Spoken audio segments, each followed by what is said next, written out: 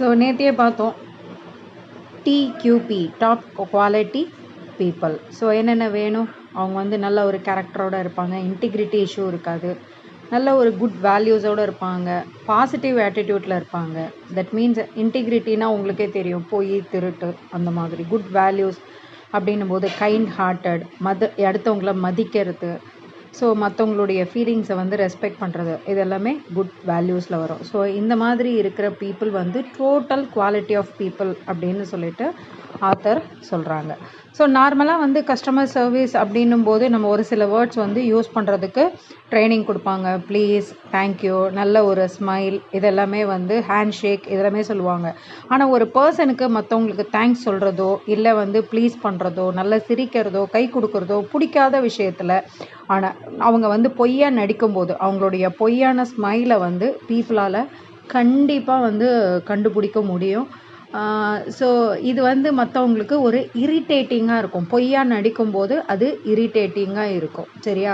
So அப்போ எப்படிப்பட்ட பீப்புளை வந்து நம்ம செலக்ட் பண்ணி நம்ம கூட வச்சுக்கணும் அப்படின்னு பார்த்திங்கன்னா, அவங்க வந்து சர்வ் பண்ணுறதுக்கு, அதாவது பீப்புளுக்கு நான் சொன்னேன் இல்லைங்களா ஒரு சில குவாலிட்டி, அதோடு வந்து அவங்க பீப்புளுக்கு சர்வ் பண்ண ரெடியாக இருக்கணும். ஸோ இதில் ஏதாவது ஒன்று குறைஞ்சாலும் அந்த ஆர்கனைசேஷன், அதாவது ஆர்கனைசேஷன் அப்படின்றது நீங்கள் இருக்கக்கூடிய அந்த சமுதாயம் ஒரு நல்ல சமுதாயமாக இருக்குமா அப்படின்னு கேட்டால் ரொம்ப ஒரு பெரிய விஷயந்தான். ஸோ ஒரு நல்ல சமுதாயம் உங்கள் குழந்தைங்களுக்கோ இல்லை நம்மளுக்கோ தேவை அப்படின்னு சொன்னால் அந்த அந்த ஆர்கனைசேஷன் எப்படி இருக்கணும் அப்படின்னு கேட்டிங்கன்னா, நல்ல ஒரு குட் ஃபீலிங்கில், அடுத்தவங்க அழுதா நம்ம அழுகணும், அடுத்தவங்க கஷ்டப்பட்டால் நம்ம கஷ்டப்படணும், அடுத்தவங்க சிரித்தா நம்ம சிரிக்கணும், இந்த மாதிரி ஒரு நல்ல ஃபீலிங்லேயும் நல்ல ஒரு ஆட்டிடியூட் அப்படின்னும் போது கிராட்டிடியூட் அப்படின்றது ஃபஸ்ட்டு வரும். நன்றி உணர்வு, இந்த மாதிரி வந்து இருக்கக்கூடிய ஒரு நல்ல ஆட்டிடியூட்டும் நல்ல ரிலேஷன்ஷிப் பில்ட் பண்ணுறவங்களாகவும், பொய்யா நடிக்காமல் நம்ம கூடவே லாங் டேர்ம் ட்ராவல் பண்ணணும் அப்படின்னு அந்த எண்ணத்தோடு நம்ம கூட பழகிறவங்களும் இருந்தாங்கன்னா கண்டிப்பாக அந்த அந்த ஒரு கூட்டம் வந்து விரிவடையுமே ஒழிய ஷ்ரிங்க் ஆகாது. சரிங்களா? ஸோ நார்மலாக பீப்புள் வந்து 2 விஷயம் சொல்லுவாங்க. என்ன சொல்லுவாங்க அப்படின்னு சொன்னால், தே டோன்ட் நோ, இல்லைன்னா வந்து அதாவது எனக்கு தெரியல அப்படின்னு ஒரு சில கூட்டமும், நான் பண்ண மாட்டேன் அப்படின்ற கூட்டமும் இருப்பாங்க. எனக்கு தெரியல அப்படின்ற கூட்டத்தோட நீங்கள் இருந்தீங்க அப்படின்னு சொன்னால், உங்களுக்கு தெரிஞ்சதை நம்ம அவங்களுக்கு சொல்லி கொடுக்கும்போது அவங்களும் வளருவாங்க, நம்மளுக்கும் நல்ல ஒரு பேர் கிடைக்கும். ஐ டோன்ட் வாண்ட், அதாவது எனக்கு வந்து இது செய்ய வேண்டிய விருப்பம் இல்லை அப்படின்ற மக்களை கூட தயவு செஞ்சு ட்ராவல் பண்ணாதீங்க. ஏன்னா அவங்களும் வந்து நம்மளை வாழ விட மாட்டாங்க, அவங்களும் வாழ மாட்டாங்க.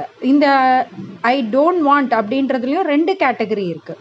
ஒன்று ஆட்டிடியூட் வச்சு நான் என்னத்துக்கு இது செய்யணும், ஐ டோன்ட் கேர், எனக்கு இது செய்யணும்னு அவசியம் இல்லை அப்படின்றது ஒரு கும்பல். இன்னொன்று வந்து பார்த்திங்கன்னா, உண்மையாலே அவங்களுக்கு அது எப்படி செய்யணுன்றது தெரியாது, ஆனால் வந்து அவங்களுடைய ஈகோ கற்றுக்கிறத அவங்கள பிரேக் பண்ணிவிடும். ஸோ இந்த பீப்புள்கிட்ட வந்து ரொம்ப நம்ம கேர்ஃபுல்லாக இருக்கணும்.